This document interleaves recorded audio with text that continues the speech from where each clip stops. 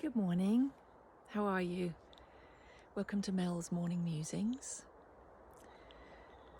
So, just walking through the woods, and I always stop, take a deep breath, breathe in the fresh air. And this morning I breathed in and thought, that's a strange smell. That smells like a bonfire. And then I saw a little fog in the trees and thought, why is it a bit foggy just there? And realized, oh no, that's smoke. And someone had set a fire under the trees. Very sensible. So anyway, somebody came along and we started dealing with it, and we called in for help. But it fits in with the question for this morning. What is the most courageous thing I've done, and how did it make you feel?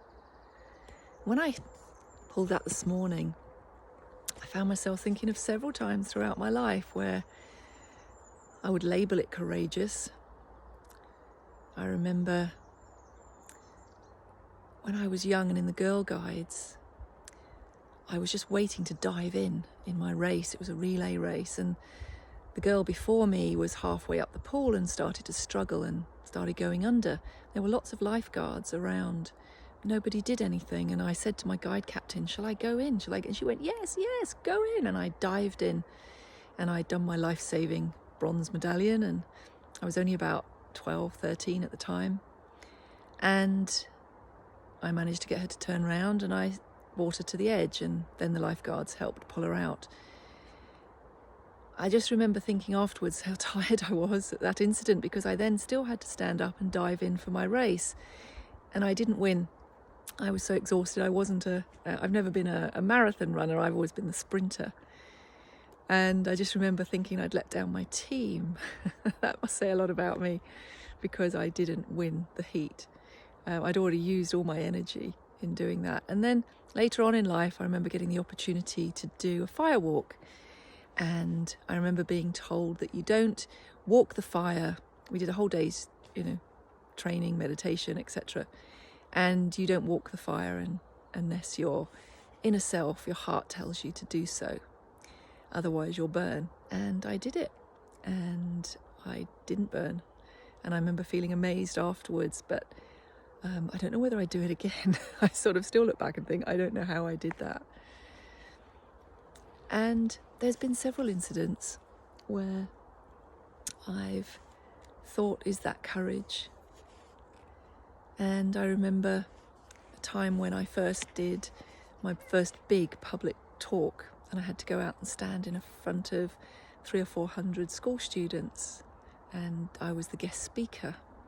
And that took a lot of courage, but I'd practiced for it and I prepared. And when I first did these videos, that took a lot of courage. There's been many things where I felt nervous, scared, petrified, and it's whether I push through it or not and just keep going.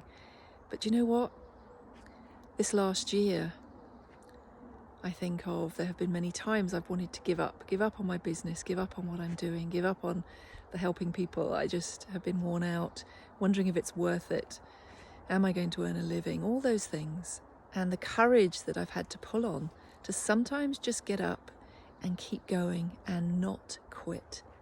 That has sometimes taken more courage than all of those other things, where I usually acted on instinct.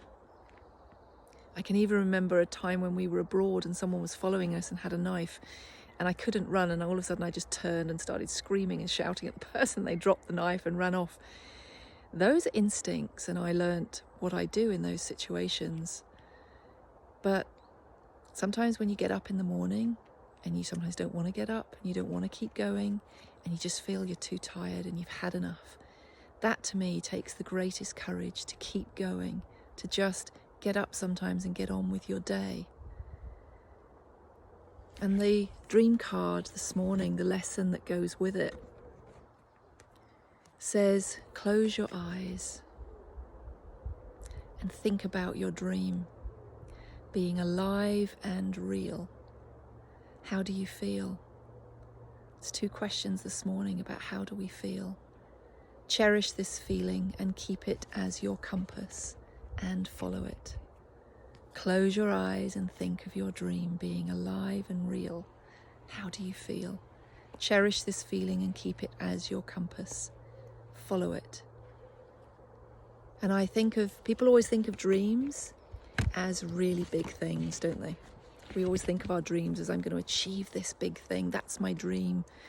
Write a book, get this job, achieve this, buy this house, whatever it is. And yet, can't our dreams sometimes be, especially now, I have a dream that I can't wait till I can see my friend again and hold her, see my family and hold them.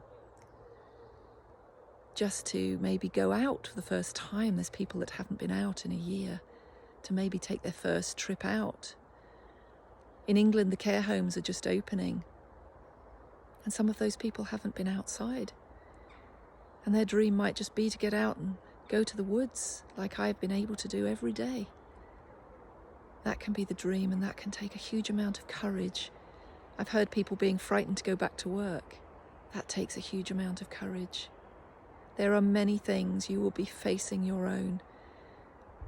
It doesn't always have to be a major dream. So whatever it is, if it is just going outside for the first time, those baby steps, close your eyes and think of it, feel it being alive and real, and cherish this feeling. But here's a lovely thing to end it with. Surrender your attachment to the results. Sometimes it's the results, our dream of the results, that keeps us from doing it. What if this doesn't happen? What if that doesn't happen? What if? Let go of your attachment to the result. Just take the baby steps towards the dream, whatever that is. That's the courage. That for me is courage, getting up every day and taking a tiny step towards whatever your dream is. And I wish you a wonderfully courageous day. Be well. Bye.